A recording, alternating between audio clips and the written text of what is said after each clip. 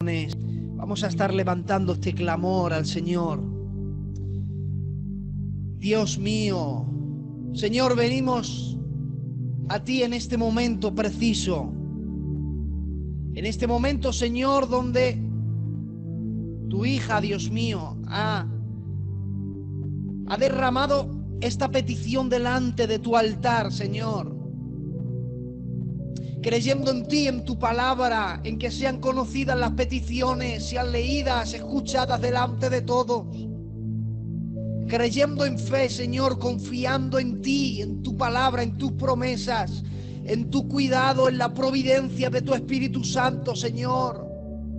Dios mío, te rogamos que pongas tu mano, Padre. Señor, pon tu mano sobre el ojo de esta criatura, Señor. Cualquier daño que haya podido causarle en la cara, Señor, en el ojo, en la cabeza, cualquier daño, Dios mío, tú sabes lo que le ha ocurrido. En el nombre de Jesús, pon tu mano en este momento, Señor. Creyendo, Señor, en la fe como el centurión, creemos en tu palabra. En fe creemos que en este instante tú la estás tocando, que en este momento la estás visitando, Señor. Que en este momento, Señor, tu cuidado, tus manos preciosas están acariciando ese rostro, Dios mío. Y creemos en ti, en tu poder.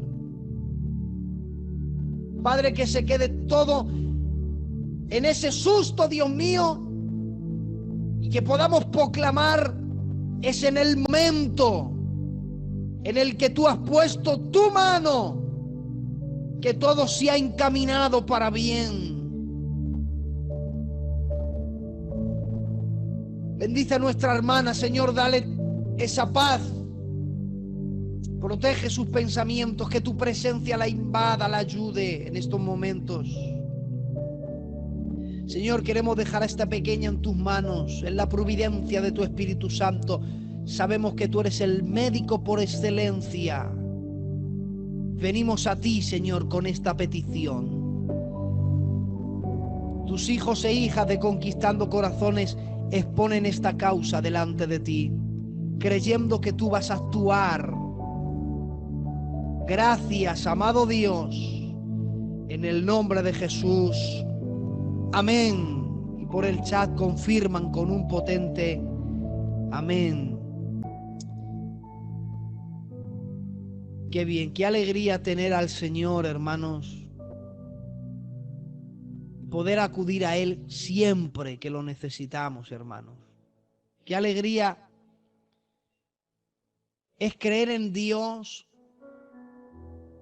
Y como dice su palabra, echad sobre mí todas vuestras ansiedades, que yo soy el que cuida de vosotros. Gracias, Dios mío. Gracias. Mateo, que Dios me bendiga poderosamente. Muy buenas noches.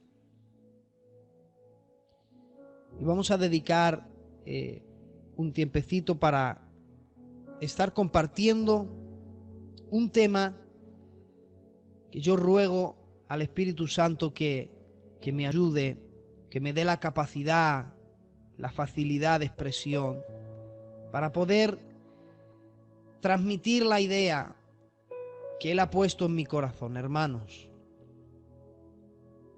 Antes de nada, quiero ponerles en contexto, por si ustedes me quieren ir acompañando. Va a ser un tema hoy donde vamos a hablar mucho, vamos a usar mucho la Biblia. Quizá habrá un momento en el que usted escuche demasiados pasajes bíblicos y quizá piense ¿qué tiene que ver un pasaje bíblico con otro? Bueno, yo les pido, les rogaría que todo el que pueda, pues que se quedara hasta el final porque hasta el final de mensaje no van a entender la idea del mensaje que quiero compartir hoy.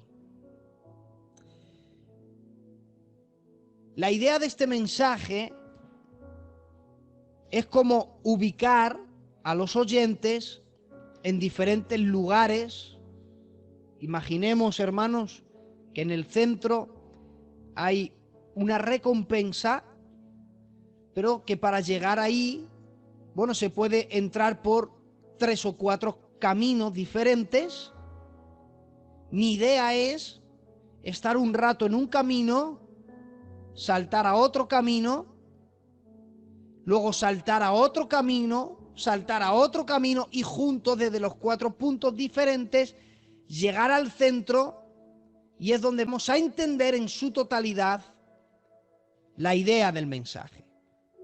Yo no sé cómo, pero yo ruego al Espíritu Santo que Él me ayude a poder compartirlo. ¿Por qué? Para mí es muy importante explicar este tema, ya que el título es el siguiente. El título lo dice todo, hermanos. Y yo quiero que ustedes se queden con la idea de este mensaje porque es una medicina. Sí, también quiero dejar claro, ustedes conocen mi manera de predicar, ya llevamos varios años trabajando en Cello. Esta palabra es una palabra para gente madura. Si quizá hay alguien que es nuevo, que está estudiando las Sagradas Escrituras y quizá le cuesta un poco entender este tema, guarden este mensaje porque habrá un momento que con los años lo comprenderá y le va a hacer bien. Le va a hacer bien porque el título del mensaje es el siguiente. Escuchen bien, por favor. El tema del mensaje es conflicto mental. Ese es el tema. Conflicto mental. Y el subtítulo sería: no entiendo lo que haces ni tampoco lo que permites. Y obviamente estamos hablando de Dios. El tema en sí es muy interesante. ¿Por qué quiero predicar esta palabra?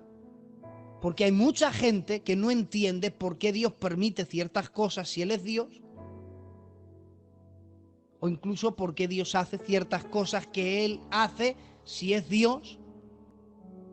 Y hay gente que tiene conflictos mentales por no entender quizá lo que Dios permite, quizá lo que Dios no hace o deja de hacer. Y hay tanta gente que tiene tantos problemas, quizás no con Dios, sino como Dios administra sus asuntos. Y hay gente que tiene problemas, encuentra conflictos mentales, choques de pensamiento, y hay gente incluso que ha llegado al punto de rebelarse con Dios por la sencilla razón de no entender a Dios. Por eso yo quiero que usted escuche este mensaje hasta el final, porque quizá va a entender muchas de las cosas que ocurren y el por qué ocurren.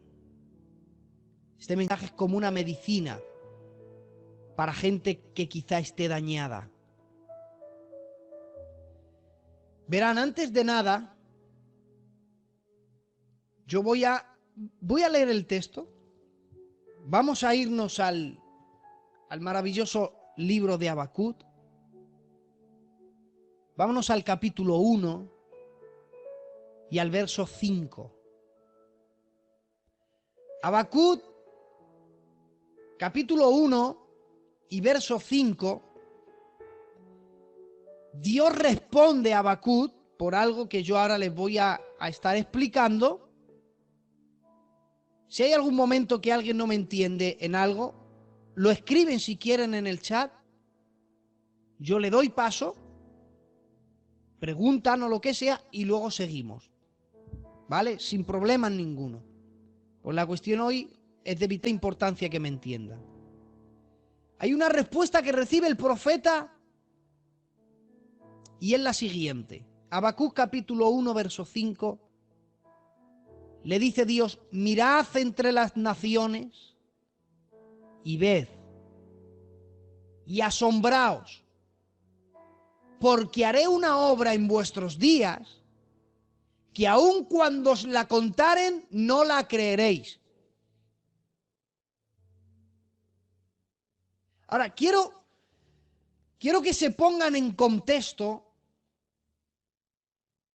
Ahora vamos a ver por qué recibe Habacuc esta respuesta. Pero ahora, en la piel del profeta, vamos a ponernos cada uno de nosotros.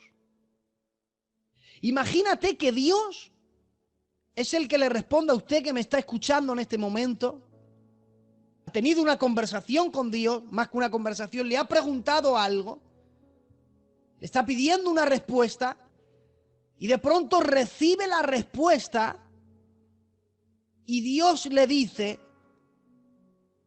quiero que observes bien, te vas a asombrar de lo que voy a hacer. Lo que voy a hacer es tan sumamente grande que cuando lo cuenten ni te lo vas a creer.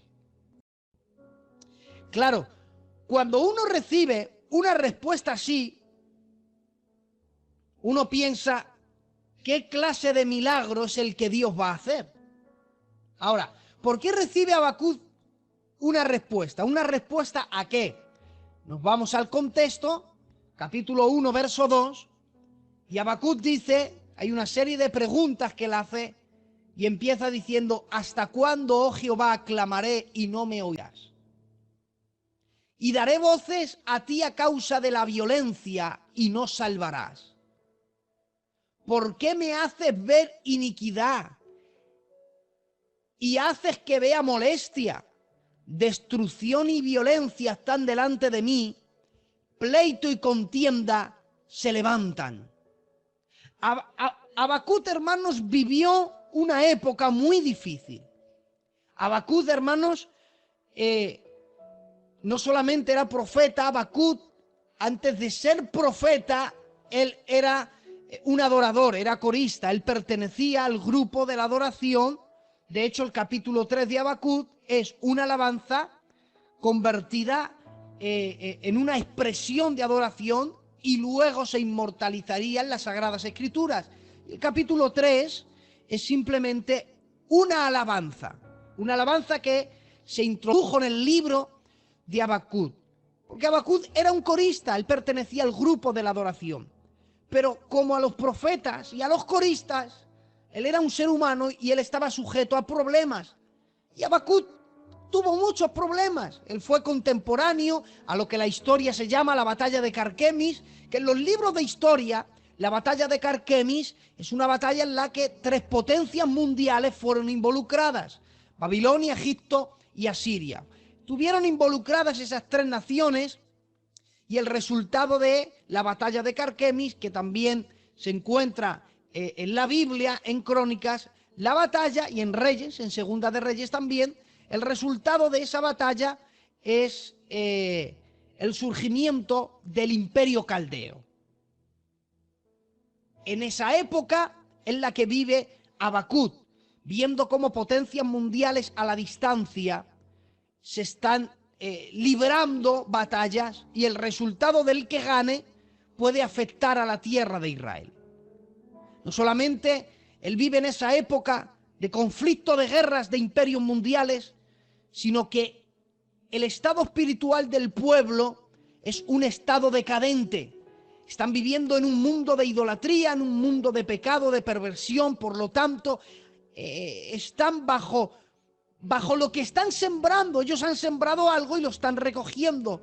Están viviendo también en una escasez impresionante, ya que el mismo Habacuc expresa: aunque no haya vacas en los corrales y no haya vides, y hay un texto del libro de Habacuc donde muestra una crisis a nivel de economía muy profunda. Él vivió en un estado que fue terrible.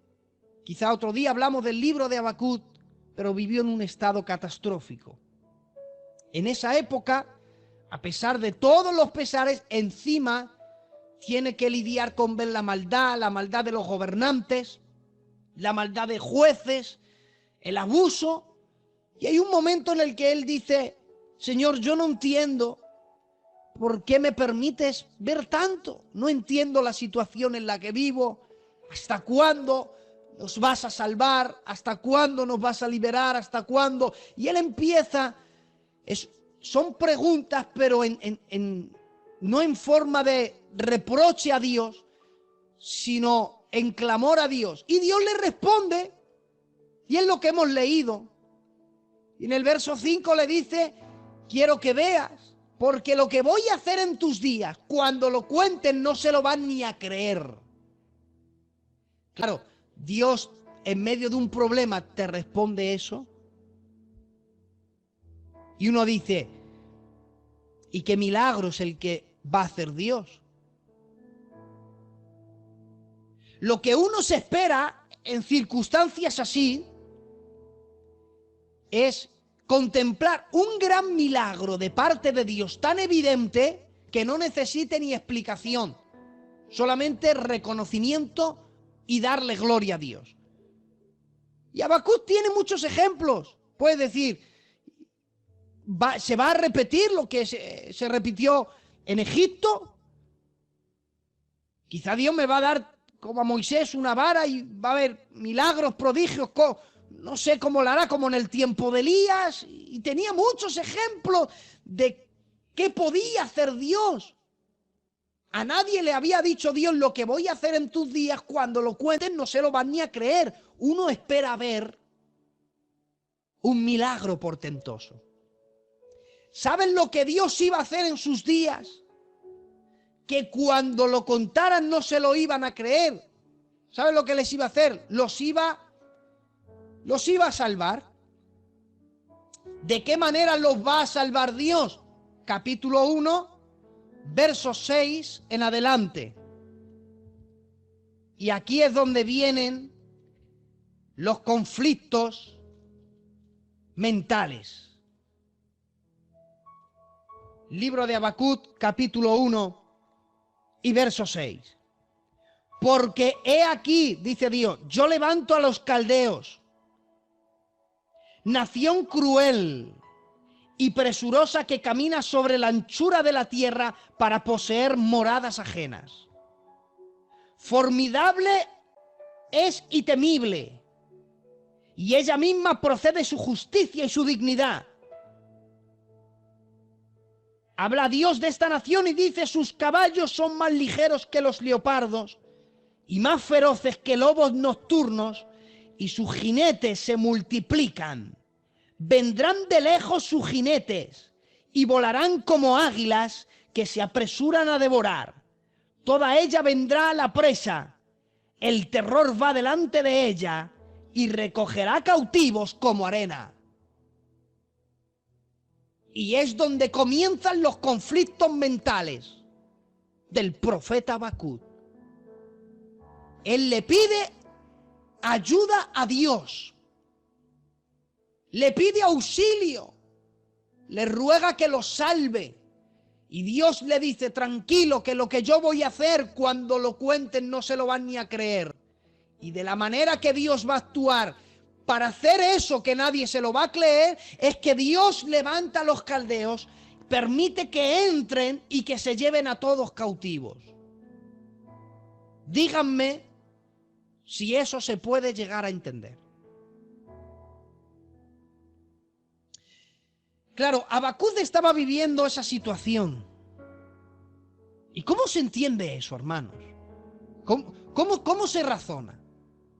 Me dices que lo que vas a hacer va a ser algo tan maravilloso que nadie se lo va a creer, y resulta que la batalla que ha empezado a lo lejos, la nación que ha vencido a Egipto y a Siria es Babilonia, y vienen aquí y se nos llevan a todos cautivos a Babilonia.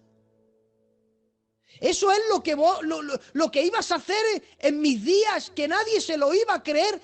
Díganme, ¿eso es una manera increíble?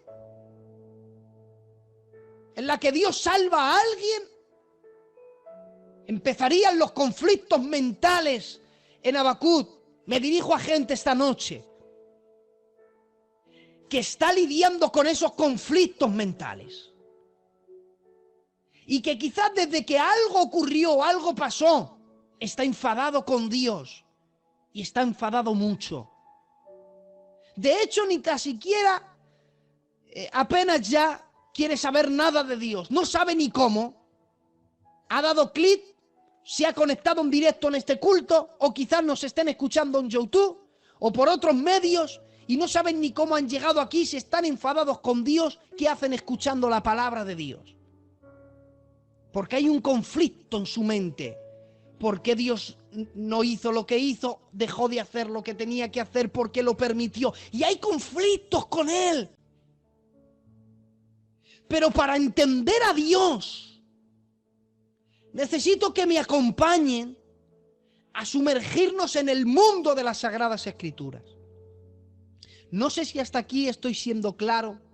Que alguien me diga por lo menos amén por ahí por el chat y yo me voy quedando tranquilo.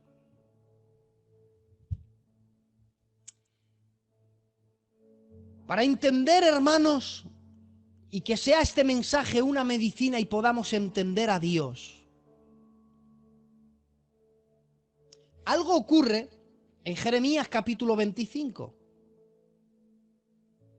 Jeremías capítulo 25, Dios le da una palabra a Jeremías acerca del futuro de Israel. Le dice lo que le va a acontecer.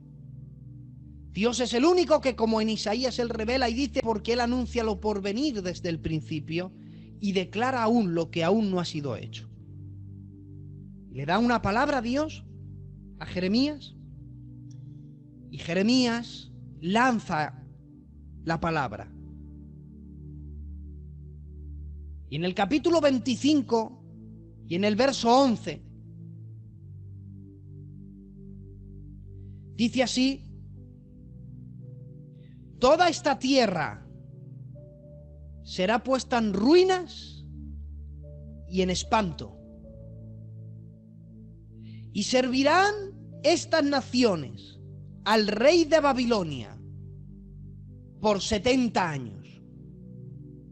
Y cuando se han cumplido los 70 años, castigaré al rey de Babilonia y aquella nación por su maldad. Ha dicho Jehová, a la tierra de los caldeos, y la convertiré en desiertos para siempre. Hemos saltado de un camino que se llama Habacuc, hemos contado ahí algo que pasó, y de ahí hemos ido al segundo camino. Hemos leído Jeremías. Dios le revela a Jeremías, él lanza la palabra y dice que serían llevados cautivos a Babilonia por 70 años y luego Dios juzgaría a esa nación. Abandonemos ese camino y acompañarme a otro camino. Esta vez tenemos que ir al libro de Levíticos. Tenemos que ir al capítulo 25 de Levíticos. Vamos a ubicarnos en otro camino. Ustedes tranquilos que luego ya verán cómo todo va a cobrar sentido. Levíticos, capítulo 25 y el verso 1. Levíticos es un libro donde Dios le dice al pueblo cómo es que tiene que hacer las cosas. Y dentro de muchas instrucciones que Dios le da, en el capítulo 25 le toca decirle Dios, Jehová habló a Moisés en el monte Sinaí y le dijo, habla a los hijos de Israel, cuando hayáis entrado en la tierra que yo os doy, la tierra guardará reposo. Mira el mandamiento que Dios le dio. 6 años sembrarás tu tierra, 6 años podarás tu viña y recogerás sus frutos. Al 7º año tendrá descanso, reposo para Jehová. No siembres tu tierra, ni podarás tu viña. lo que de suyo naciere, en tu tierra segará, y no las segarás, y las uvas de tu viñedo no las vendimiarás. El año reposo será para la tierra. Mas el descanso de la tierra dará para comer a ti, a tus siervos, a tu sierva, a tus criados, y al extranjero, y al que mora contigo, a tu animal, a la bestia, y al que hubiera en la tierra, será todo el fruto de ello para comer. Fijaros, ustedes dejen en un momento, ya hemos pasado el camino de Habacuc y de Jeremías, ahora estamos en otro camino que se llama Levíticos. Hubo una ordenanza. Le dijo Dios al pueblo: cuando entréis en la tierra prometida, vais a hacer algo que yo quiero que hagáis, ¿vale? Trabajáis 6 años, todo lo que queráis, pero al 7º año que nadie trabaje la tierra. Antes de que alguien me diga, ¿y ese año de qué voy a comer? Tranquilo, que ese año no vais a trabajar, pero no os va a faltar alimento, pero ni para ti, ni para los que te visiten, ni para tus animales, no os va a faltar de nada. Solamente haced lo que yo os digo, trabajar 6 y dejar descansar a la tierra el 7º año. Eso lo tenéis que hacer durante 7 veces seguidas. Es decir, que cuando el pueblo entró en Canaán, tenían que trabajar 6 años y el 7º descansaban, pero seguían teniendo alimentos. Cuando terminaba ese 7º año, que ya la tierra había descansado, empezaban otra vez otro ciclo. Trabajaban 6 años, al 7º descansaban. Trabajaban 6 años, al 7º descansaban. Cuando hacían esa secuencia de 7, cuando ellos habían hecho esa secuencia, llegaban a los 49 años. En el año 49 descansaban, pero es que seguido a ese año era el año 50. Y en el año 50 también descansaban. Era como un descanso doble. Pero es que encima que daban un descanso doble, resulta que ese año, para que ustedes me puedan entender, las hipotecas se cancelaban. Si alguien tenía una deuda, se perdonaba. Si alguien servía como esclavo, se le tenía que dar su carta de libertad. Luego él podía seguir siendo esclavo si quería o irse. Pero se perdonaban las deudas, se abolía la esclavitud, se empezaba de cero. Era algo que Dios había dicho, hacedlo.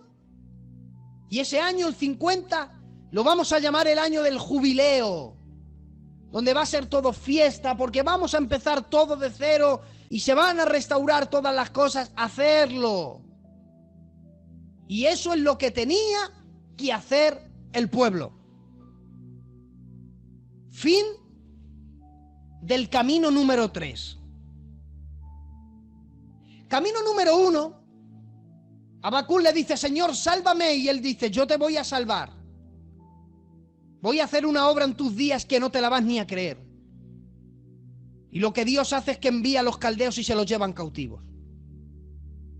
Segundo camino, libro de Jeremías, le dice Dios: llegará un momento en que seréis llevados por el rey de Babilonia,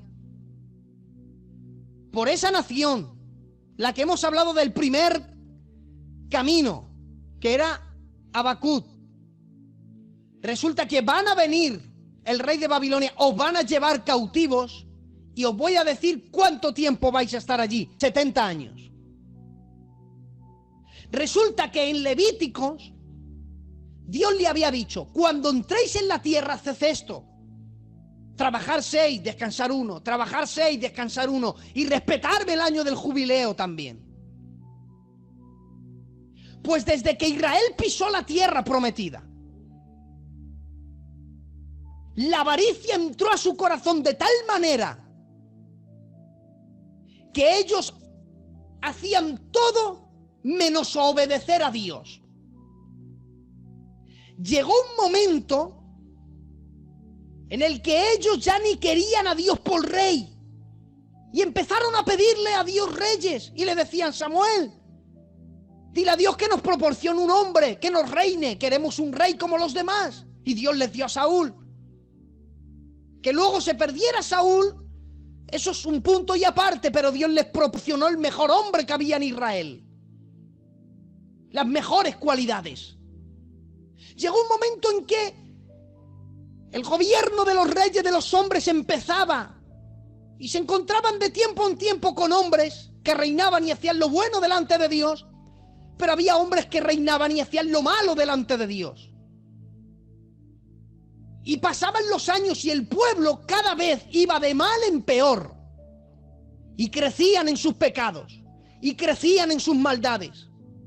De modo que llegamos a Segunda de Crónicas, capítulo 36, y el verso 10 y el verso 14, y leemos lo siguiente. Y ahora ya vamos a ir al resumen. También todos los principales sacerdotes y el pueblo aumentaron la iniquidad, siguiendo todas las abominaciones de las naciones y contaminando las casas de Jehová, el cual la había santificado en Israel. Llegó un momento en el que el pueblo, lejos de obedecer a Dios, empezaban a crecer en sus maldades, empezando desde los sacerdotes, siguiendo por el pueblo, desde el más grande hasta el más pequeño. No conforme con contaminar sus propias casas, que se metieron a la casa de Jehová y también la contaminaban. De modo que empezaron a practicar lo que en el Antiguo Testamento se llama las abominaciones de las naciones. Cuando ustedes vean en la Biblia, en el Antiguo Testamento, las abominaciones de las naciones, es el equivalente a decir se han convertido en unos idólatras. Y esto yo no me lo invento, tengo que tener una base bíblica. Apocalipsis 17:4 dice: y la mujer está vestida de púrpura y escarlata, adornada con oro, con piedras preciosas, tenía en su mano un cáliz de oro llena de las abominaciones y la inmundicia de su fornicación. Las abominaciones es adoración a un ídolo, adoración a algo que no es Dios. Entonces, la abominación de las naciones es que el pueblo se corrompió porque el principal pecado fue introducirse en la idolatría. Por eso, mira cómo sigue diciendo el verso 14. También todos los principales sacerdotes, esto lo dice otra versión, y el pueblo aumentaron la iniquidad, siendo unos idólatras como las demás naciones. Es decir, que llegó un momento en que Israel se convirtió en una nación igual que las demás. Ya no era el pueblo separado de Dios, monoteísta, que adoraba a un solo Dios, sino que era un pueblo que, como los demás pueblos, se habían contaminado y adoraban a un montón de ídolos, a Barat, a Astarot, y adoraban a un montón de ídolos abominables. Se habían convertido en unos idólatras. Pero encima que ya eran idólatras, mira lo que pasaba. Verso 15. Jehová, el Dios de sus padres, les enviaba constantemente profetas. No, Dios no les dejó a que ellos empezaran a caer en el error y dijo, bueno, me olvido de ellos. No, Dios enviaba profetas con palabras, y dice la Biblia, por medio de mensajeros, porque tenía misericordia de su pueblo y de su habitación. Es decir, que Dios no se dio por vencido. Vio como el pueblo, lejos de obedecerle, se enfrenaban en sus pecados, crecían en sus maldades, se corrompían a los jóvenes, a las jovencitas, corrompían las casas, corrompían la casa de Jehová. Y Dios no se cruzó de brazos. Dios les envió profetas porque tenía misericordia de ellos, porque quería vivir entre ellos, y les envió profetas. A esos profetas, ¿quiénes eran? Podemos demostrar que esos mensajeros fueron Elías, Eliseo, Oseas, fue Joel, fue Amós, fue Nahum, fue Habacuc, fue Sofonías, Jeremías y Isaías. Imagínate, hermanos, que no es que les envió un profeta, Es que les envió, hasta ese momento, les envió todos los que yo les he dicho. ¿Saben cuánto tiempo estuvo así Dios? Jeremías capítulo 25, verso 3 dice, desde el año 13 de Josías, hijo de Amón, hasta este día, que son 23 años, ha venido a mí palabra de Jehová y he hablado temprano y sin cesar, pero no me habéis oído. Solamente Jeremías le dedicó 23 años. Solamente un profeta. Es decir, que cuando el pueblo se desenfrenaba y caía en sus pecados, Dios no se olvidó. Solamente Jeremías, durante 23 años de su vida, dice, hablando desde temprano y sin cesar, todos los días, dando palabra de Jehová. A eso añádale Isaías, Sofonías, Habacuc, Nahum, Amós, Joel, Oseas, Elías y Eliseo. ¿Cuántos años? Dios no tuvo misericordia de ellos y les envió mensajeros. ¿Y saben lo que hacían con los mensajeros? Verso 16. Mas ellos hacían escarnio de los mensajeros de Dios y menospreciaban sus palabras, burlándose de sus profetas, hasta... Hay un momento en que Dios dice, se terminó, hasta que subió la ira de Jehová contra su pueblo y ya no hubo más remedio. Y entonces Dios hace lo siguiente. La ira de Dios subió y Dios tuvo que obrar. ¿Y cómo obró Dios? Verso 17 de Segunda de Crónicas, capítulo 36. Por lo cual trajo contra ellos al rey de los caldeos. Ah, amigo, ya vamos entendiendo un poquito por qué Dios hace lo que hace. Que mató a espada jóvenes de la casa del santuario sin perdonar ni a las doncellas. Y uno dice, pero ¿cómo que permitió Dios que entraran? Pero fíjate dónde. En la casa de su santuario. Perdónenme la expresión, por amor de Dios, perdónenme. Habían convertido la casa de Dios en un lugar de encuentro de jóvenes y jovencitas. Por eso dice, y al anciano, sin perdonar al joven ni a la doncella, al anciano ni al decrépito, todos los entregó en su mano.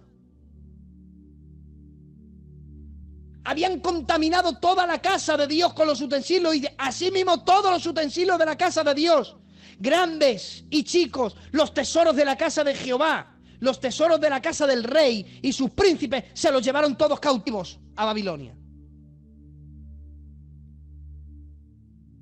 Es decir, que ya encontramos la razón principal. ¿Por qué Dios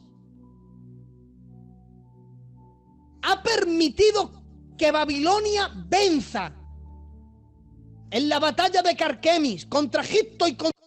¿Por qué Dios ha permitido que sea Babilonia quien venza a Egipto y a Siria, si el resultado siguiente sería entrar a Jerusalén y llevárselos a todos cautivos? ¿Por qué lo ha permitido Dios? Porque aunque Dios no le ha dado las explicaciones a Habacuc, resulta que ya lleva cientos de años enviando mensajeros, enviando profetas, teniendo misericordia, aguantando sus pecados y viendo cómo el pueblo se ríe en su cara, viendo cómo no le respetan, cómo crecen en sus maldades. Y dice Dios, por estas razones que yo permito que entre Babilonia, no voy a impedirle el paso y voy a dejar que se os cojan a todos, la nación de Israel, y se os lleven a Babilonia. Pero para que ya se nos quite el conflicto mental con Dios, ¿por qué? Estas son preguntas. ¿Por qué se llevaron cautivos a Babilonia? ¿Por qué a esa nación y no a otra? ¿Por qué no se los llevaron cautivos a Egipto? ¿Por qué no se los llevaron cautivos a Siria? ¿Por qué no se los llevaron cautivos a otro lugar? ¿Por qué tuvo que ser a Babilonia? ¿Por qué dijo Dios, le entrego al rey de Babilonia a este pueblo por 70 años? ¿Por qué? ¿Por qué a Babilonia? ¿Por qué no le llevas a Egipto, que ya estuvieron 430 años en Egipto? ¿Por qué no les envías de nuevo ahí? Y les dicen, mirad, hasta ahí llegaste y yo os liberé en su momento, pero como sois malos, de vuelta a Egipto. ¿Por qué no les envías a Egipto? ¿Por qué les envías a Babilonia? La respuesta, mis amados, por muy sorprendente que sea, la respuesta es porque Dios es justo. ¿Y sabes por qué Dios es justo? Por esta razón. ¿Sabes cómo se le compara a Babilonia?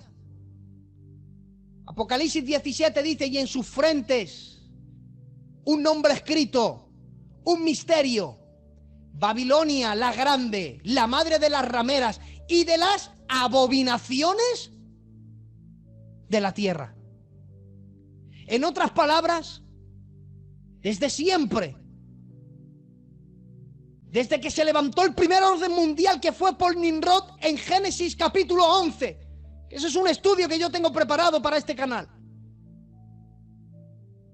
se le ha conocido a Babilonia como la madre de los idólatras. En otras palabras, para un idólatra, el cielo de un idólatra estaría en Babilonia. Porque en el mundo no había ciudad más idólatra que Babilonia. Es decir, que un idólatra estando en Babilonia, para ellos es un cielo. Porque si ellos son idólatras, el mejor lugar en el mundo para adorar ídolos se llama Babilonia.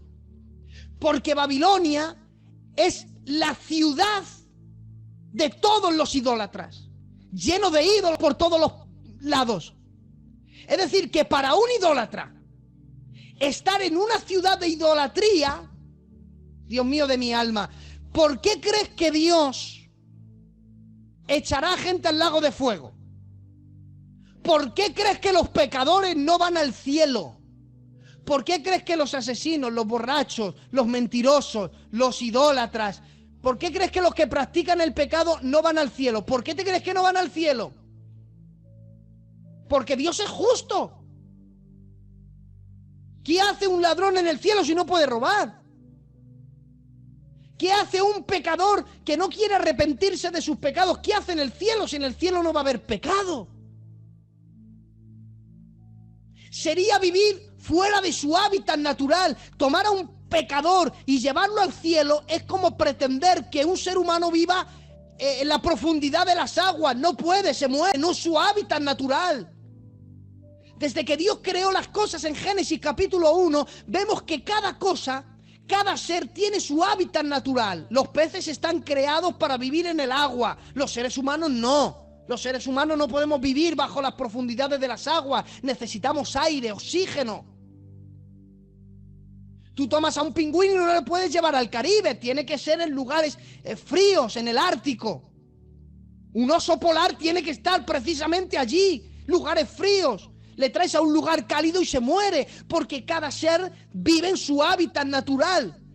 Dios obró en justicia, diciendo, sois idólatras, sí, al cielo de los idólatras, a Babilonia. Aun haciendo Dios eso, obró justamente. Pero es que haciendo Dios eso, hizo otra cosa. Verso 21, y voy a ir terminando. Para que se cumpliese la palabra dicho por boca de Jeremías, y ya se unen los caminos, hasta que la tierra hubo gozado del reposo, porque en todo el tiempo de su asolamiento reposó, hasta que fueron cumplidos los 70 años. Se unen todos los caminos. ¿Saben ustedes por qué Dios le dijo a Habacuc, Habacuc, ¿saben lo que yo voy a hacer que nadie se lo va a creer? Que os van a llevar cautivos a todos a Babilonia. ¿Sabes por qué os llevo a todos cautivos a Babilonia? Porque como sois todos unos idólatras, os voy a dar lo que merecéis. Os voy a llevar al mejor lugar del mundo para que adoréis a vuestros ídolos, a Babilonia. Obrando Dios eso, obró justamente, les llevó al mejor lugar para ellos. Pero ¿sabes por qué les sacó de la tierra de Israel? Y dijo, mira, vais a estar 70 años. Esto no fue casualidad. ¿Por qué no fueron 50? ¿Por qué no 40? Que es símbolo de prueba. ¿Sabes por qué fue 70 años? Porque aquí unimos el camino de Levíticos. Porque por 490 años el pueblo no respetó el mandamiento que Dios le dio en Levíticos. Dios les había dicho, trabaja 6, descansa 1, trabaja 6, descansa 1. Y en el año 50, año del jubileo, durante 490 años no dejaron descansar a la tierra. Y la tierra no tuvo descanso, la tierra no tuvo reposo. Y Dios, hermanos, que no solamente cuida de los seres humanos, sino que cuida de su creación, y aún es justo con su creación, Dios le dijo, sois idólatras, voy a obrar en justicia, os voy a llevar al cielo de los idólatras. Pero es que haciendo eso, que obro en justicia con vosotros, también cuido de mi creación, que yo me he responsabilizado de cuidar mi creación. Y si vosotros habéis estado 490 años que no la habéis dejado descansar, ¿sabes cuántos años le debían a la tierra de descanso? Le debían 70 años. Porque si tú divides 490 en una sección de 7 años, salen 70 años. Los 70 años que le debía el pueblo a la tierra de Israel, esos 70 años los sacó Dios a Israel. Dijo, si vosotros habéis trabajado 490 años y no la veis hasta día de hoy, Dios lo tenía apuntado, le debéis a mi tierra 70 años de descanso. Y yo soy quien cuido de mi creación. ¿De qué manera puedo yo dar a mi tierra los 70 años que les habéis robado de descanso? ¿De qué manera? Sacar. Y cuando yo os saque de esta tierra, nadie la va a trabajar. La voy a dejar descansar 70 años, que es lo que le debéis. Y la única manera en que yo pueda hacer esto es sacaros de aquí, de esta tierra. ¿Pero dónde os llevo a vivir? Durante los 70 años que yo tengo que cuidar mi tierra y darla los 70 años que merecen para las futuras próximas promesas que tengo para vosotros. ¿Y a dónde os llevo mientras a vivir? Bueno, pues como sois idólatras, os voy a dar lo que merecéis, el cielo de la idolatría. Iros a Babilonia. Entonces, cuando uno lee a Habacuc, que tiene 3 capítulos, el capítulo 1 ya le vuela la cabeza a uno y dice, vaya, pues creo que Dios no sabe hacer bien las cosas. Si yo fuera Dios, pues no hubiese enviado a una nación que son malos, que sus caballos son como leopardos, que son ligeros, que son como las águilas, y yo no hubiese hecho así la cosa. Claro, es que has leído el capítulo 1 de Habacuc, es que deberías haber leído Jeremías, deberías haber seguido el mensaje de todos los profetas desde Elías hasta el propio Jeremías, pasando por Nahum, pasando por Joel, pasando por Amós, pasando por Isaías. Y como no sabes la historia que rodea a Israel, no sabes que Dios no solamente tiene cosas que cumplir con los seres humanos, es que Él cuida de la creación, porque eres el dueño de la creación. Por eso Él cuida de la tierra, cuida del cielo, porque todo lo visible, todo lo que hay, su eterno poder y deidad, se hace visible desde la creación del mundo, de modo que nadie tenga excusa. Es que incluso la tierra es un instrumento que Dios usa para decir que Él existe, que Él es real, aunque los seres humanos no predicaran. Simplemente ver el sol brillar cuando un ser humano respira, el aire que entra en sus pulmones, es el ideal para que no muera, ni se asfixie o le falte oxígeno, sino que siga viviendo. Todo lo que hay, todo lo visible y lo invisible, su eterno poder y deidad, se hacen claramente visibles desde la creación del mundo. Y termina el texto diciendo, de modo que nadie tenga excusa. Haciendo Dios eso, que puede causar un conflicto mental, Dios obró en justicia. Entonces, ahora entiendo, y le digo, Señor, qué justo fuiste sacando a Israel del pueblo. Claro, tú lo hiciste porque ellos no respetaron. Si ellos te hubieran respetado, se hubieran ahorrado el cautiverio a Babilonia. Que el principal motivo fue porque le debían a la tierra 70 años. Y algo que yo ya había empezado el mensaje con un conflicto mental, ahora digo, Señor, qué bueno eres. Aguantarles 490 años solamente tú, que eres amor, podías haber aguantado tanto. Cualquiera hubiéramos aguantado 49 minutos, pero tú has aguantado 490 años. Yo digo, Señor, ¿qué has visto en los seres humanos para que nos ames tanto? ¿Qué has visto en nosotros para que nos aguantes tanto, Señor? Hasta que yo voy conociendo a Dios y entiendo que hay atributos que son divinos, que no son compartibles, que Él es omnipotente, que Él es omnisciente, que Él es omnipresente, pero hay unos atributos que se aplican a atributos morales. Dios es un Dios moral, Dios es bueno, misericordioso, es amable, justo, es bondadoso. Y no sé cómo Dios hace que ninguno de sus atributos chocan entre sí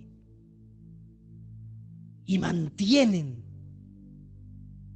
su carácter y su esencia intacta, porque uno de sus atributos es que Él es inmutable.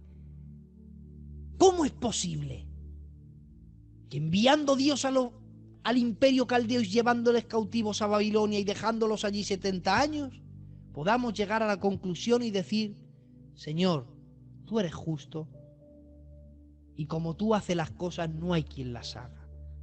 Y por muy duro que haya sido todo el tramo, has obrado en amor, les has dado lo que han sembrado, has cuidado la tierra como prometiste. Y cuando nadie hace lo que tiene que hacer, tú te mantienes y sigues haciendo lo que nos has prometido. Con esto quiero decir que hay mucha gente que quizá tenga conflictos mentales con Dios. Y quizá no entienda la situación por la que está pasando.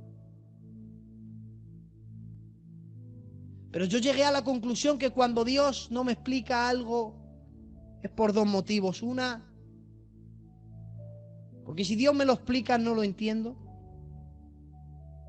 porque habría que conocer muchas más cosas. O dos, porque si Dios me lo explica quizás no lo acepto.